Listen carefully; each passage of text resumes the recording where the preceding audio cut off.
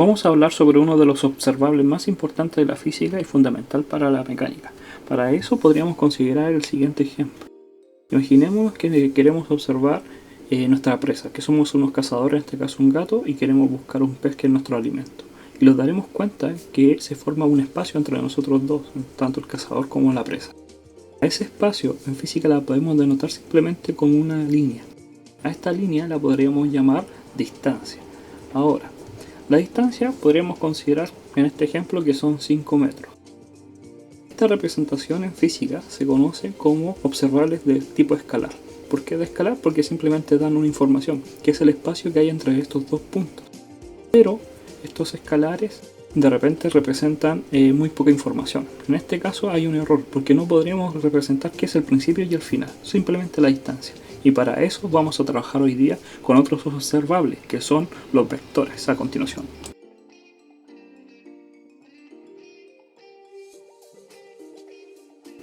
Este nuevo observable que podemos trabajar hoy día se llama vector. ¿Qué es un vector en sí?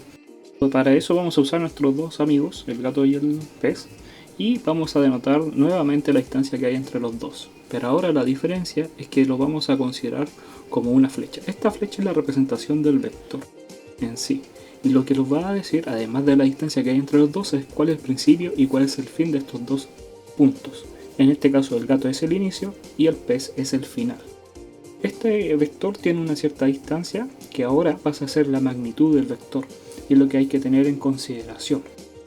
Entonces ahora esta representación que es vector puede tener, además de una magnitud que es el tamaño, puede tener un desplazamiento. ¿Qué es el desplazamiento? Es la diferencia que hay desde el punto inicial al punto final. Por eso es tan necesario entender esto. Y es una diferencia, es una recta simplemente. Por eso el vector es totalmente distinto a un escalar. Porque al ser un vector hay una diferencia entre un punto final y un inicial. Sabemos correctamente cuál es el punto inicial del vector, a diferencia de una información solamente escalar. ¿Qué pasaría si por otra parte ahora consideramos que el vector, además de entregarnos su magnitud, que es el tamaño de este vector, nos da una orientación?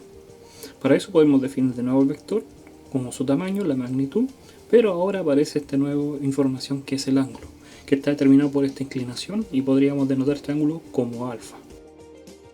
Entonces, ahora con este vector posicionado podríamos ponerlo en el eje cartesiano para ver qué información adicionalmente nos puede otorgar un vector.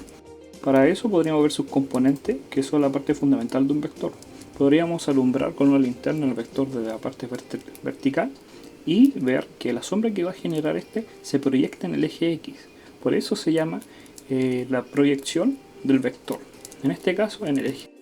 Esa proyección podríamos fijarnos que se forma como un cateto dentro de un triángulo rectángulo. Ese triángulo rectángulo tiene un cierto ángulo que podemos denotar alfa y va a generar una hipotenusa.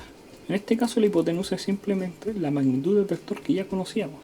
Pero ahora quisiéramos obtener el cateto que está adyacente. Ese cateto adyacente es la proyección del vector y va a ser la componente x sub 0 o la posición final del vector.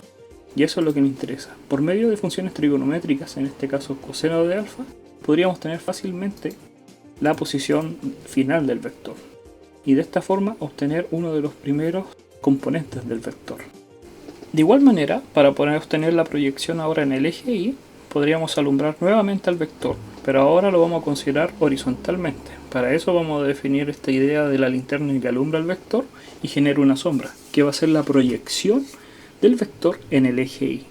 Ahora, esta proyección genera una sombra, un triángulo rectángulo, nuevamente, pero para usar las matemáticas más simplemente vamos a usar igual el triángulo anterior, para poder definir el mismo ángulo. No va a variar y tampoco va a variar la hipotenusa, que es la magnitud del vector, hay que recordar que es el tamaño. Ahora, la proyección que se genera es el cateto opuesto del triángulo de la sombra, pero ese cateto opuesto sigue manteniendo la misma forma y la misma distancia que el cateto opuesto del triángulo que teníamos anteriormente. Por lo tanto, podríamos aplicar exactamente la misma matemática. ¿Qué quiere decir? Que vamos a usar las funciones trigonométricas dentro del triángulo rectángulo para obtener ahora el cateto opuesto. En este caso, seno de alfa por la magnitud o por la hipotenusa del triángulo rectángulo, que era la idea que teníamos inicialmente, pero ahora con esta nueva proyección. Entonces, en conclusión, tenemos ya las dos componentes del vector, tanto el cateto opuesto como el cateto adyacente, o las proyecciones en el eje X como en el eje Y del vector, y originando estas componentes. Entonces, para finalizar, podríamos considerar que si tenemos este vector dentro del plano cartesiano, podrían darnos la siguiente información. Primero, sus coordenadas del punto final, ya que el punto inicial va a estar orientado en el 0, 0. Pero el punto final no lo conoceríamos, por lo tanto podríamos definirlo como un x sub 0 y un y sub 0. En el caso que los dan, ya simplemente ya está descompuesto y podríamos calcular tanto la magnitud como el ángulo. Pero en el caso contrario, si simplemente tendríamos la magnitud o cuánto mide este vector y el ángulo que se genera, podríamos obtener los catetos, que son realmente proyecciones o las coordenadas del punto final. Por eso los puntos finales del vector están representados tanto por la magnitud como el ángulo que proyecta este vector. Y en definitiva, ahora el vector se puede representar por sus dos componentes, tanto el componente x sub 0 como la componente y sub 0 para el eje X y el y sub 0 para el eje Y. Y de esta manera tener el vector final con sus componentes.